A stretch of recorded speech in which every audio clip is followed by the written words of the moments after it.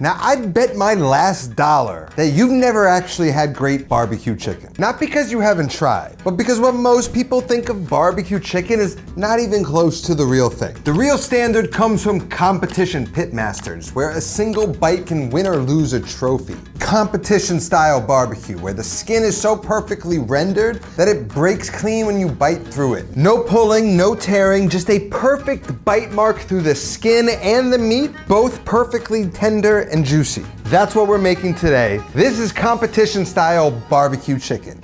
And it starts with chicken thighs, but before we get started on that, I need to make a simple barbecue rub for them. Now we're gonna omit salt and add that directly to it. To our barbecue rub, we're gonna add about a tablespoon of chili powder, then about a teaspoon of everything else: cumin, coriander, garlic powder, onion powder, a good bit of paprika for that color, maybe a tablespoon, maybe a half a teaspoon of cayenne for the heat, then about a teaspoon of mustard powder, about a teaspoon of sugar, black pepper. Give that a stir. I'm gonna get that into a little empty spice bottle where I'll store my little spice blend for when I need it. People make you buy this when everything is just in your pantry. Now that we have that ready, we can get into our chicken. What we have here is some nice bone-in, skin-on chicken thighs. First thing we wanna do, we have this little knuckle sticking out here. I'm gonna take my knife and just square off that edge. I'm just gonna trim up the bottom. And then we've got all this skin here, which I don't need all that excess. So we're just gonna remove it. Now I'm gonna take where the skin is starting to kind of pull away, and then it's just sort of barely staying attached to the chicken down here. And I want to take my knife and I want to start to scrape the inside of the skin. There's this subcutaneous fat under the skin that doesn't render at low temperatures, and so scraping it is what's going to give us that bite through skin. Now you can take that skin and we're just gonna wrap it. And now that should hold on their own, but if you want, you can stick a little toothpick in there and that'll hold it together. Once it cooks, it sort of congeals and stays that way. Now we're going to take them, season with salt, then I'll rub, and then get only the meat side on the top. Try and avoid getting the skin too seasoned. Now we're just gonna assemble them back up. And again, you don't have to do this, but you can kind of cinch them closed with a toothpick.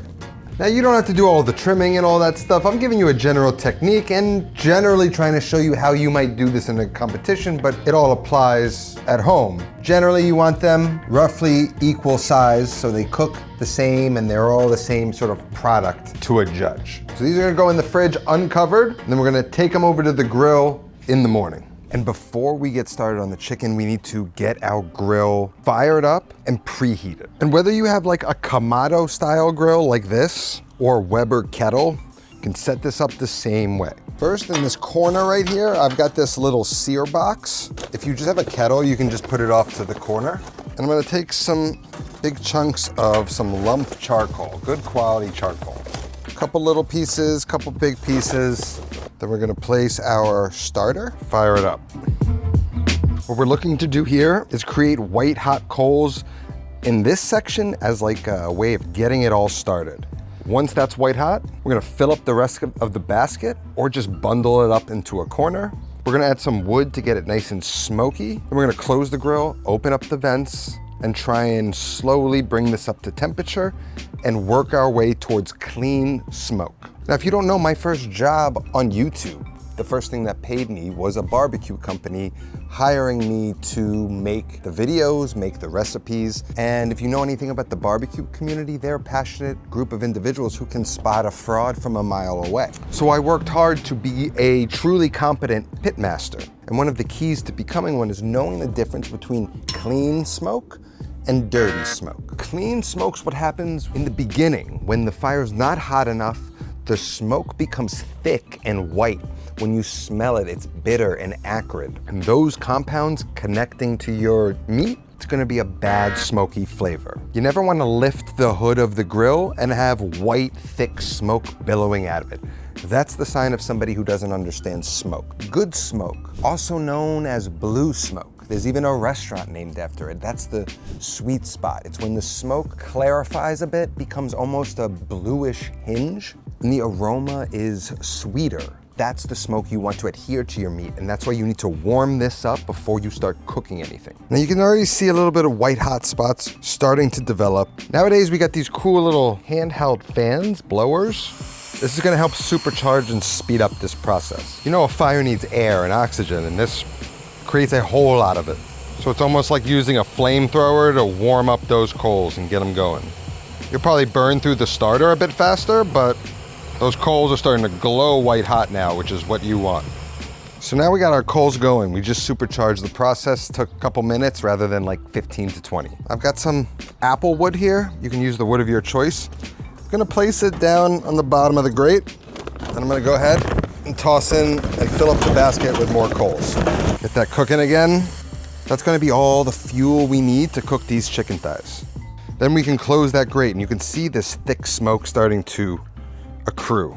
This white smoke, that's not what you want. We need to allow this to warm up so that white smoke sort of clarifies and turns into that blue smoke that we spoke about. So what I want to do now is close the lid to about 1 or 2, and I'm gonna go to the bottom and close it to about 3. And I'm gonna use that to just slowly bring this temp up and try and hit about 250 degrees ambient temperature where the food is going to be cooked. After about 35, 40 minutes, you see what's going on here? See that thick white smoke? That's gone. The temperature has gotten hot enough so that all that coal and wood burns cleanly. The thermometer says about 325, and that thermometer is up top. So that means on grate level, cooking level, it's around 50 degrees lower, about 270.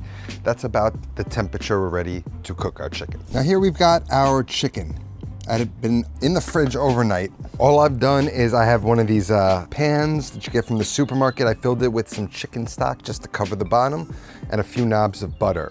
That's gonna be the moisture that they both smoke over in the first half of the cook. And in the second half of the cook, the liquid we're going to braise it in to make sure it breaks down and get nice and tender. Now to make competition style chicken, or any meat for that matter, you need a vital piece of equipment that's going to keep track of the temperature inside of the meat so that we can ensure we always eat the perfect thing. Chicken thighs vary in size, they vary in thickness, and so one batch might cook for an hour, one might cook for an hour and 45. Thanks to our sponsor today, the Typhur Sync Gold Dual. We can both manage the internal temperature of our chicken and do it basically from anywhere.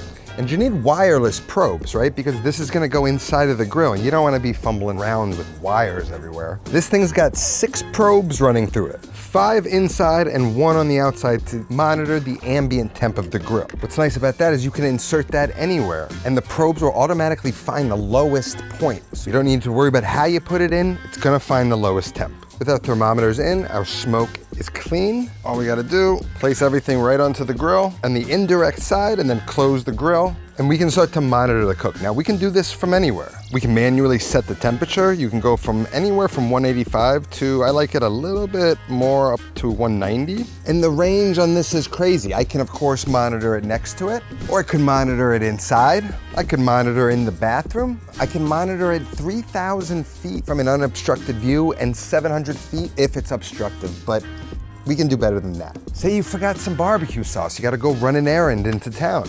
With the Typhur app, you can monitor all the data from your cook with literally an unlimited range.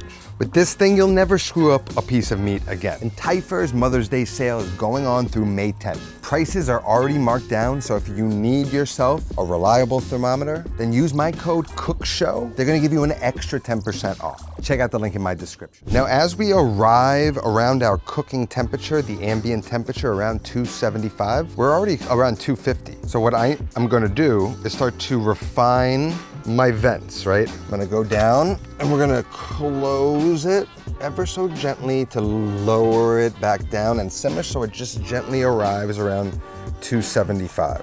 And the same with the top. These little adjustments are what make you raise the temperature and lower the temperature, and you do it in very small increments so you never flare the heat up too high and lose control. But we've got control with our Typhur Sync. The ambient temperature changes is this is obviously the one in the back, and this is the one closest to the heat. So now that chicken is gonna go on for 30 minutes, and it's gonna soak up that good blue smoke, that flavorful smoke. After 30 minutes, we're hoping it arrives around 140 or 150 internal temperature, in which we're going to then cook it in that chicken stock and butter. We're gonna do that for another 30, 45 minutes until we reach our final internal temperature of around 190, which we set into our sink. Now, because I'm measuring 2 pieces of chicken at different sides and they're cooking at different temperatures, now about 15 minutes has gone by, I wanna rotate them and try and even it out. I can see the temperature is getting a little higher on one side than I want. So I'm just going to gently close it to just a crack. And the same down below. Soon though, we're going to open these back up because the second part of this phase, we need to get the temperature up to 400. So the first stage is a low, slow smoke. The second stage is a hotter braise. Now we're about 5 minutes away from the end of phase 1 and the beginning of phase 2. Now phase 2 requires us to get the temp inside of the grill up to around 375, 400. So what I'm gonna do now, open the grates back up. All we're doing is managing airflow going in, to get more heat kicked up, and then to lower the heat, we close the air off. Subtle moves make a bigger difference than you think. Our chicken's now about 150 degrees internal. Now here's what we wanna do. We're gonna set the grate off to the side, but we're gonna use it later. We've got our broth here with our butter in it. Just gonna take our chicken, remove the toothpick, and then place them in the broth, cover them in foil, and then get them back on the grill. Then I'm gonna place the grates back on, and lay one of these foil sort of bread tins with your favorite barbecue sauce. I'm just gonna get that back onto the grill. Now I'm gonna give that another 30 minutes and we're gonna see where we're at. Now, as you'll see on our Typhur sink, that 20-degree gap's now about 10, and that's because of a thing called evaporative cooling, or the stall.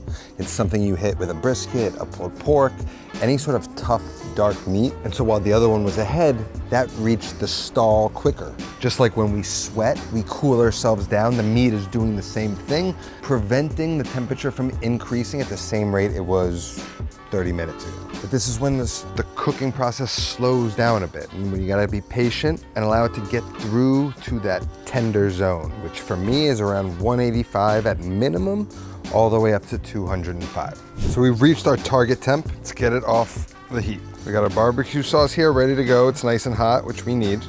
So now we can just unwrap them, and we can pull them out and take out the thermometer. So now we're just gonna take our chicken, our little nuggets.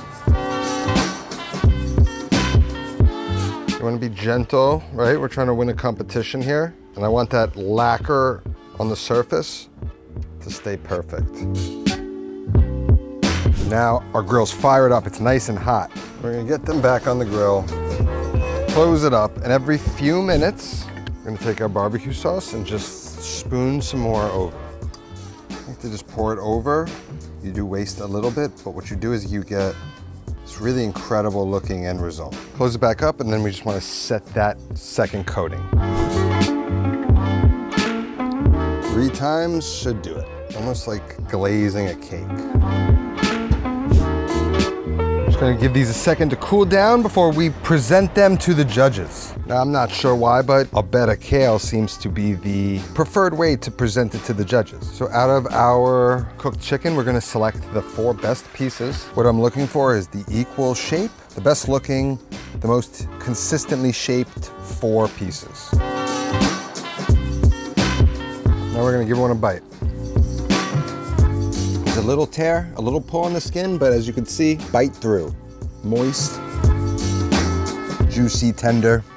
Now, because of the skin, I would have lost the competition. I think these cooked a bit faster than when I tested them. A little less time in the braise, which didn't allow the skin enough time to break down. Everything else, 10 out of 10. Chicken's cooked great, it's tender, it's moist, it's glazed right. It's not a competition because it's easy. When I tested this, also braised it uncovered. Allows that skin to get a little bit more crisp and have a little more bite through tenderness to it. So you can experiment how you want, but if you want the recipe and you want to make this summer, which I recommend you do, recipe's going to be down in the description. Thank you, Typhur, for sponsoring this video. And that's all that I have today. I'll see you next time. Until then, take care of yourself and go feed yourself.